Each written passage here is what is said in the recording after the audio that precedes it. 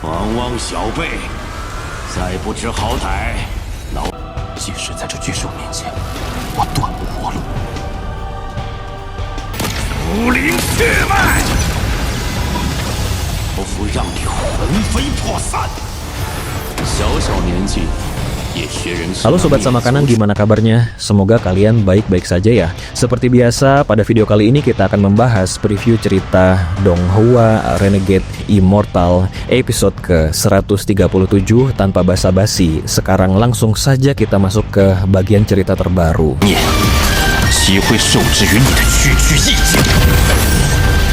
Saat jari Wang Lin hendak menerjang alis Liu Mei untuk membunuhnya, wanita itu berteriak memanggil roh anaknya, Li Er. Tangisan melengking sang anak merobek hati Wang Lin, namun ia tetap melancarkan jarinya dengan tekad baja. Tepat pada saat kritis, sebuah pusaran hitam pekat muncul dan sebuah lengan layu keluar dari dalamnya, menangkis serangan Wang Lin dan melontarkannya hingga ia memuntahkan darah segar seperti meteor yang jatuh. Leluhur keluarga Huan muncul dari dalam pusaran untuk menyelamatkan Liu Mei. Meskipun dihina sebagai junior sombong, Wang Lin menatap pusaran itu dengan mata merah yang mengerikan. Selamatkan dia, maka keluarga Huan akan dimusnahkan, ancamnya dengan suara yang mampu membekukan tulang. Saat leluhur Huan menarik Liu Mei masuk ke dalam pusaran, Wang Lin tidak tinggal diam. Ia segera melepaskan energi pedang pemberian Ling Tianhou, sebuah kilatan cahaya yang membawa niat pedang tak terhentikan, melesat menembus dimensi untuk mengejar sang leluhur di sisi lain. Energi pedang milik Ling Tianhou memang tidak ada tandingannya di bawah langit. Begitu dilepaskan, aura tajamnya langsung memenuhi ruang dan waktu, melesat bagaikan sambaran petir emas yang membelah kegelapan menuju pusaran spasial. Energi ini mengejar leluhur keluarga Huan dengan kecepatan yang melampaui logika. Pusaran itu bergetar hebat dan mulai runtuh inci demi inci saat energi pedang memasukinya, memaksa leluhur keluarga Huan mengeluarkan erangan tertahan yang menyedihkan. Di sisi lain, jauh di planet Thousand Illusion, di dalam ruang rahasia keluarga Huan, sang leluhur sedang duduk bersila dengan pusaran besar di depannya. Wajahnya yang semula tenang kini dipenuhi kecemasan. Saat pusaran itu mulai hancur, seberkas cahaya putih keluar dengan terburu-buru, membawa Liu Mei kembali. Begitu mendarat, Liu Mei dilemparkan begitu saja ke sudut ruangan. Sang leluhur tak punya waktu untuk memedulikannya, karena jiwanya sendiri sedang terancam. Ia segera menyatukan jiwa asalnya kembali ke tubuh fisiknya dengan terengah-engah. Nenek moyang keluarga Huan membuka matanya, menyingkapkan kengerian yang mendalam. Tanpa ragu ia menghantamkan telapak tangannya ke pusaran yang tersisa sambil berteriak, "Hancurkan!" Ia mencoba memutus koneksi ruang agar energi pedang Wang Lin terjebak dalam kehampaan abadi. Ia teringat betapa anehnya jiwa asal Wang Lin dan boneka penjaga langit yang mengancam akan menurunkan tingkat kultivasinya ke tahap yin dan yang. Awalnya ia menganggap remeh ancaman Wang Lin, namun kini keringat dingin mulai membasahi punggungnya. Di sisi lain, sang leluhur mengira segalanya sudah berakhir saat pusaran itu hancur menjadi bintik debu. Namun ekspresinya mendadak berubah pucat pasi. Seberkas cahaya keemasan tiba-tiba meledak keluar dari bintik debu tersebut. Boom! Ledakan dahsyat mengguncang seluruh planet Thousand Illusion. Energi pedang yang tak terhitung jumlahnya meledak di dalam ruang rahasia, menciptakan gelombang kejut yang meruntuhkan bangunan-bangunan megah keluarga Huan dalam sekejap.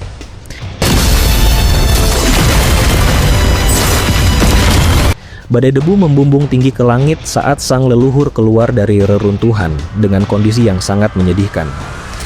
Sambil mencengkeram Liu Mei, ia melarikan diri dengan panik. Sialan! Bagaimana mungkin junior itu memiliki energi pedang sekuat ini? Kutuknya dalam hati. Ia merasakan aura Nirvana Cleanser yang menindas dari energi pedang tersebut.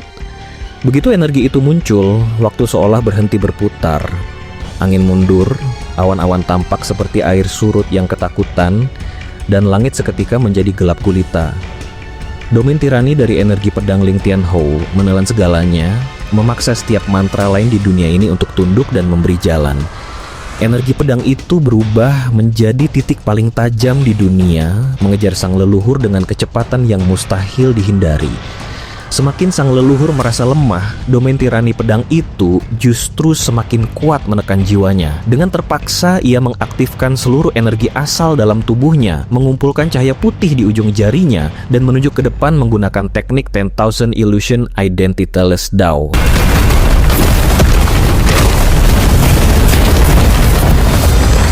Benturan yang menghancurkan bumi terjadi, cahaya putih miliknya lenyap di telan kegelapan, sementara energi pedang emas itu justru menembus jarinya dan bersarang di dalam tubuhnya.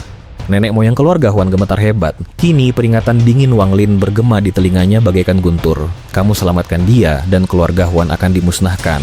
Ia mulai ketakutan. Jika Wang Lin memiliki lebih dari beberapa sinar energi pedang ini, nyawanya benar-benar berada di ujung tanduk.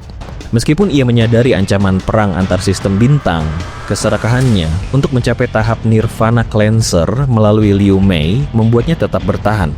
Ia pun segera menyebarkan akal ilahinya ke seluruh planet untuk meminta bantuan para teman lama dari keluarga Qian dan Shu.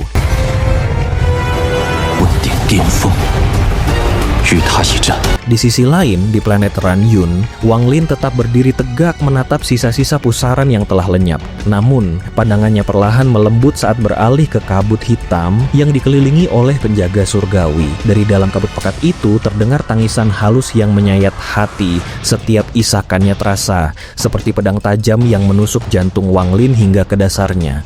Ini adalah anakku, darah dagingku sendiri di dunia yang dingin ini, bisiknya dengan suara serak. Wang Lin berjalan perlahan memasuki bayangan penjaga langit. Ia mengulurkan tangan kanannya ke dalam kabut hitam. Tanpa ragu, roh kebencian di dalamnya menggigit jari Wang Lin dengan gigi-gigi tajam, menghisap darahnya dan menyalurkan aura dingin yang penuh kebencian ke dalam tubuhnya. Namun, Wang Lin tidak menarik tangannya. Matanya justru dipenuhi kasih sayang yang tak terbatas saat menatap anak yang terus menyakitinya itu. Semua akan baik-baik saja, ucapnya lembut. Namamu sebelumnya adalah Li Er, tapi Li bukanlah kata yang baik. Mari kita ganti menjadi Ping. Mulai sekarang, namamu adalah Wang Ping. Aku harap hidupmu akan tenang dan aman, tidak penuh badai seperti hidupku. Roh bayi yang dipenuhi dendam itu terus mengoyak ujung jari Wang Lin. Taring-taring halusnya menghisap darah sang ayah, seolah ingin menguras seluruh nyawa yang telah memberinya penderitaan 100 tahun. Wang Lin berdiri tak bergeming, membiarkan rasa sakit fisik itu meredam badai di hatinya. Kebencian itu merambat dingin di nadinya. Namun sebelum sempat meracuni jiwa asalnya, kilatan guntur di dalam tubuh Wang Lin menyapu bersih aura gelap tersebut secara otomatis. Dengan helaan napas yang berat, Wang Lin merajut ratusan segel larangan emas yang sangat rumit di udara. Cahaya emas itu berputar, melilit kabut hitam tersebut hingga terkompresi paksa menjadi sebuah bola kristal seukuran kepalan tangan yang terus berdenyut liar. Wang Lin menekan bola itu ke dahinya, menyimpannya di dalam manik penentang surga. Di dalam dimensi tersebut, ia menciptakan sebuah ruang isolasi khusus yang dialiri sebagian jiwa asalnya agar roh sang anak tidak lagi merasa sendirian di kegelapan. Tunggu Ayah Ping Er, setelah utang darah ini lunas, aku sendiri yang akan menghapus kebencianmu dan membimbingmu melalui reinkarnasi, bisiknya, suaranya parau, namun penuh janji yang tak terpatahkan. Di sisi lain, Sun Shi mendekat dengan langkah yang sangat hati-hati. Baginya, Wang Lin saat ini bukan lagi sekadar rekan, melainkan sosok dewa kematian yang mampu mengguncang panggung kedua. Dengan rasa malu yang luar biasa, Sun Shi mengakui niat busuk mereka yang ingin menjadikan Wang Lin sebagai kambing hitam. Wang Lin tidak marah, ia hanya menatap Sun Shi dengan tatapan hampa yang jauh lebih menakutkan daripada kemarahan. Mendengar bahwa leluhur keluarga Ran dan Carefree Sunren kemungkinan besar telah melarikan diri menggunakan metode klon rahasia, Wang Lin tetap teguh pada janjinya. Ia bersumpah akan menjaga keturunan mereka selama 1 abad sebagai balas jasa atas giok surgawi yang telah ia terima. Namun saat nama keluarga Huan disebut, suasana seketika membeku. Keluarga Huan tidak akan ada lagi, ucap Wang Lin datar. Kalimat itu meledak seperti maklumat kematian, membuat niat membunuhnya meluap hingga awan di planet Ranyun berubah warna menjadi merah darah.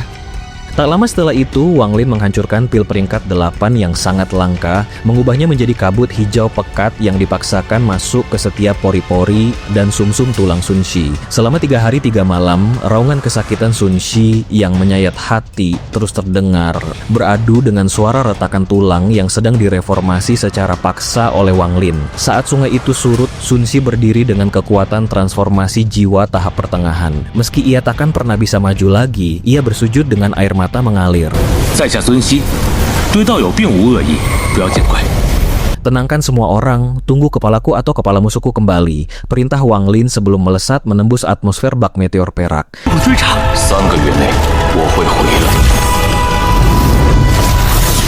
Di sisi lain, di planet Thousand Illusion, atmosfer berubah menjadi kiamat kecil. Leluhur keluarga Huan yang ketakutan telah mengaktifkan formasi perlindungan besar yang ditenagai oleh batu giok warisan kuno. Layar cahaya raksasa berwarna putih menyelimuti seluruh wilayah selatan, menciptakan kubah energi yang sangat masif. Ribuan murid dikerahkan untuk memperkuat titik-titik segel, menciptakan barisan pertahanan yang mengakar hingga ke inti planet. Namun, penguasa sebenarnya dari planet ini, keluarga Qian, mulai bergerak. Mereka memiliki 3 leluhur panggung kedua yang sangat ditakuti. Salah satunya, seorang lelaki tua dengan kultivasi tahap yin dan yang, merasakan adanya aura pedang yang sangat tajam dan niat membunuh yang tak terkendali mendekat dari arah luar angkasa. Tanpa memedulikan diplomasi antar klan, lelaki tua keluarga Qian itu terbang keluar menembus atmosfer. Ia berdiri tegak di tengah kehampaan bintang yang gelap, memegang tasbih giok yang memancarkan cahaya redup namun mematikan. Di depannya, seberkas cahaya perak dari kompas bintang Wang Lin mendekat dengan kecepatan yang mengerikan, siap melumatkan siapapun yang berani menghalangi jalan pembalasannya. Qian Kuizi, salah satu dari 3 pilar agung keluarga Qian yang telah berkultivasi lebih dari 10.000 tahun, duduk bersila dengan tenang di tengah kehampaan bintang. Jubah putihnya berkibar tertiup angin astral, memberikan aura surgawi yang begitu murni bagi siapapun yang melihatnya. Ia bukanlah orang asing bagi keluarga Huan. Hubungannya dengan Huan Wuqing telah terjalin sejak mereka masih muda. Namun, dalam dunia kultivasi, persahabatan memiliki harga. Qian Kuizi setuju mencegat Wang Lin demi mengincar salah satu harta pusaka keluarga Huan yang sangat ia idamkan. Huan Wuqing biasanya sangat pelit, namun kali ini ia begitu dermawan. Pasti ada sesuatu yang tidak beres, gumam Qian Kuizi sambil menyipitkan mata ke arah kegelapan ruang angkasa. Ia telah mendengar tentang energi pedang mengerikan yang sebelumnya menghantam keluarga Huan. Sebagai seorang rubah tua, ia memutuskan untuk bersikap waspada. Jika junior itu mudah ditangani, ia akan membunuhnya demi harta. Jika tidak, ia tidak akan menanam benih bencana bagi keluarganya sendiri.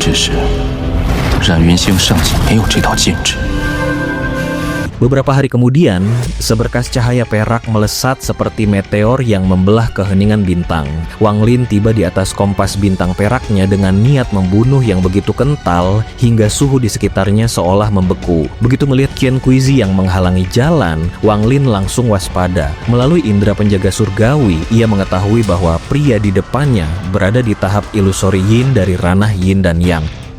Berhenti, suara Qian Kuizi meledak seperti guntur di ruang hampa. Itu adalah teknik kata-kata pembawa hukum yang membuat cahaya perak kompas bintang Wang Lin meredup seketika di bawah tekanan otoritas panggung kedua. Qian Kuizi menatap Wang Lin dengan tatapan penuh penghinaan, meremehkan kultivasi pemuda itu yang hanya berada di tahap ascendant. Namun ketika matanya tertuju pada bayangan di bawah kaki Wang Lin, jantungnya berdegup kencang. Boneka ilusori yin, Qian Kuizi tersentak dalam hati. Ia tidak percaya ada keluarga yang begitu gila hingga mengubah seorang kultivator panggung kedua menjadi boneka pelindung bagi seorang junior. Keserakahan mulai merayapi rasionya. Ia berpikir, jika ia bisa merampas boneka ini, kekuatannya akan melonjak drastis.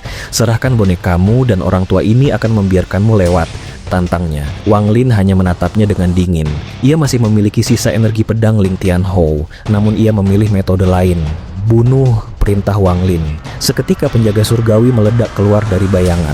Dengan tubuh yang dilapisi cahaya emas murni hasil tempaan teknik Kaisar Langit, sang penjaga merobek celah ruang angkasa dan menghancurkan seluruh rune mantra yang dilepaskan Qian Kuizi hanya dengan satu pukulan fisik yang menciptakan ledakan sonik di antara bintang-bintang. Di sisi lain, pertempuran semakin memanas. Qian Kuizi yang mulai geram, melepaskan puluhan ribu petir dari runenya, membentuk jaring elektrik raksasa yang menerangi kegelapan bintang, siap melumatkan sang penjaga surgawi. Namun Wang Lin hanya menepuk tas penyimpanannya. Kereta perang dewa pembunuh melesat keluar dan bertransformasi menjadi Thunder Beast, binatang guntur yang legendaris. Begitu raungan Thunder Beast menggelegar, puluhan ribu petir milik Qian Kuizi mendadak berhenti di udara. Alih-alih menyerang, petir-petir itu justru terhisap dan dilahap habis oleh sang Thunder Beast. Melihat makhluk itu bersendawa puas dengan mata yang penuh kilatan listrik, Qian Kuizi langsung berdiri tegak dengan wajah pucat pasi. Thunder Beast, ini benar-benar Thunder Beast. Qian Kuizi menghirup udara dingin. Di seluruh All Heaven Star System, hanya ada satu organisasi yang memiliki hak eksklusif atas makhluk ini. Thunder Celestial Temple, kuil surgawi guntur. Dalam sekejap, niat merampoknya hilang total, digantikan oleh ketakutan yang mencekam. Menyinggung kuil surgawi guntur berarti hukuman mati bagi seluruh klannya. Teman kecil, maafkan orang tua ini murni kesalahpahaman. Qian Kuizi segera menarik semua mantranya dan membungkuk, tidak lagi menunjukkan harga diri seorang leluhur panggung kedua. Ia bahkan bersumpah untuk memutus semua hubungan dengan keluarga Huan saat itu juga. Wang Lin tidak membiarkannya pergi begitu saja. Aku ingin giok surgawi, ucapnya datar. Qian Kuizi yang merasa nyawanya di ujung tanduk segera melemparkan sekantong besar giok surgawi tanpa berani menawar. Baginya, giok-giok itu adalah harga yang murah untuk menghindari amukan dari utusan kuil surgawi guntur. Setelah itu ia segera melesat kembali ke planet Thousand Illusion dengan kecepatan penuh. Di sisi lain, begitu memasuki atmosfer planet, Qian Kuizi mengirimkan pesan jiwa yang penuh kemarahan kepada Huan Wuqing. Huan Wuqing, kau gila. Kau menyuruhku menyerang utusan kuil surgawi guntur. Aku akan mengingat ini. Setelah keluargamu musnah, aku sendiri yang akan menghabisi sisa keturunanmu sebagai balasan atas jebakan ini. Huan Wuqing yang berada di dalam formasi pelindung terperangah. Ia mencoba menjelaskan bahwa Wang Lin berasal dari aliansi, namun Qian Kuizi tidak mau mendengar lagi. Keberadaan Thunder Beast adalah bukti mutlak baginya. Kini, keluarga Huan benar-benar terkucil, berdiri sendirian menghadapi Wang Lin yang membawa amarah tak terbendung menuju gerbang wilayah selatan mereka, kuil surgawi guntur. Nama itu bergema di benak Wang Lin, namun fokusnya tidak goyah. Dengan satu gerakan mantap, ia menyingkirkan kompas bintangnya dan menembus atmosfer planet Thousand Illusion. 几日前离开之时，冉云星尚且没有这道禁制。 Gesekan udara menciptakan ekor api di belakangnya, membuatnya tampak seperti meteor pembawa kiamat yang melesat menuju wilayah selatan. Di sisi lain, di jantung rumah leluhur keluarga Huan yang megah, sebuah kompleks bangunan hitam pekat yang menyerupai binatang buas kuno, Huan Wuqing berdiri mematung. Di belakangnya, para keturunan langsung keluarga Huan berbaris dalam keheningan yang mencekam. Meski diam, mata mereka memancarkan kegelisahan dan rasa tidak puas yang mulai mendidih. Di sisi sang leluhur, Liu Mei berdiri membeku, matanya yang tumpul menatap langit menyembunyikan badai emosi yang tak seorang pun mampu baca. Huan Wuqing sempat berbisik mempertanyakan kebenaran asal-usul Wang Lin kepada Liu Mei karena ia masih tidak habis pikir bagaimana seorang kultivator dari aliansi bisa menjinakkan seekor Thunder Beast. Ketegangan itu pecah saat awan di atas mereka terbelah. Wang Lin mendarat tepat di atas kubah formasi pelindung. Serahkan Liu Mei, suaranya yang sedingin es, menyapu seluruh kompleks, mengunci pandangannya tepat pada sosok wanita itu. Liu Mei memalingkan wajah, menolak kontak mata, sementara Huan Wuqing mendengus sombong. Junior, hancurkan dulu formasi ini sebelum kau berani besar kepala, tantang sang leluhur. Di sisi lain, Wang Lin tidak membuang kata-kata lagi. Ia menepuk kepala Thunder Beast yang langsung melepaskan raungan penghancur jiwa. Seketika langit yang semula cerah berubah menjadi kelabu gelap tertutup awan cumulonimbus yang tebal. Petir-petir raksasa mulai menari di antara awan sebelum menghujam ke bawah, menghantam formasi keluarga Huan dengan frekuensi yang gila. Ledakan beruntun mengguncang fondasi bumi, namun formasi pelindung tersebut masih mampu berpendar, menyerap dan membuang energi listrik tersebut ke dalam tanah. Melihat pertahanan itu, Wang Lin menggigit ujung jarinya. Setetes darah emas merah melayang dan meresap ke dalam alis Thunder Beast. Segel buka, raung Wang Lin. Tubuh sang monster bergetar hebat, memancarkan gelombang kejut yang membuat pasir dan kerikil di sekitar rumah leluhur melayang ke udara, seolah gravitasi telah lenyap. Badai petir yang semula liar kini terkonsentrasi menjadi satu titik serangan yang masif. Kepanikan mulai menjalar di antara para anggota keluarga Huan. Mereka yang mengenali Thunder Beast sebagai simbol kuil surgawi guntur mulai berbisik ketakutan. Leluhur, ini adalah bencana bagi klan, teriak salah satu keturunan langsung. Keluhan mereka memuncak. Mereka merasa tidak adil jika seluruh keluarga harus menanggung murka utusan kuil surgawi hanya demi melindungi satu orang asing seperti Liu Mei. Namun satu tatapan tajam dari Huan Wuqing sudah cukup untuk membungkam mulut mereka. Meski kebencian di hati mereka tetap membara, pertempuran fisik pun dimulai. Thunder Beast menghantamkan tubuhnya ke arah formasi dengan kekuatan badai, sementara di bawah kaki Wang Lin, penjaga surgawi muncul dari bayangan. Sang penjaga melangkah maju, tangannya mengepal erat hingga memancarkan cahaya keemasan yang menyilaukan, lebih terang daripada kilat manapun. Pukulan penjaga surgawi mendarat seperti hujan godam raksasa. Formasi keluarga Huan berderak hebat. Permukaannya melesap ke dalam setiap kali tinju emas itu mendarat. Riak energi yang tak terhitung jumlahnya muncul di seluruh permukaan layar cahaya, berusaha keras menetralisir dampak serangan. Di tengah kekacauan itu, Huan Fengshen, kepala keluarga Huan saat ini melangkah maju. Dengan suara rendah namun tegas, ia memperingatkan leluhurnya bahwa risiko ini terlalu besar. Ia menekankan bahwa melindungi keinginan pribadi sang leluhur tidak sebanding dengan potensi kehancuran klan. Jika formasi ini pecah, aku akan mundur, ancam Fengshen, sebuah tanda perpecahan nyata di dalam tubuh keluarga Huan. Formasi pelindung itu kini tampak seperti permukaan air yang diaduk hebat. Cahaya putihnya meredup dan riaknya semakin kacau. Di tengah guncangan dahsyat tersebut, Wang Lin tetap berdiri tenang di atas Thunder Beast. Ia menepuk tas penyimpanannya, dan sebilah pedang besar yang memancarkan aura kuno muncul di genggamannya, pedang surgawi hujan. Energi pedang yang tajam memanjang beberapa inci dari bilahnya, mengeluarkan tekanan yang membuat atmosfer di sekitar Wang Lin seolah terbelah. Di tangan pemilik sejatinya, pedang itu menyatu sempurna dengan niat membunuh Wang Lin yang tak tergoyahkan. Dengan satu gerakan mengalir, Wang Lin mengayunkan pedang tersebut ke arah formasi yang sudah mulai retak. 下皆是同盟。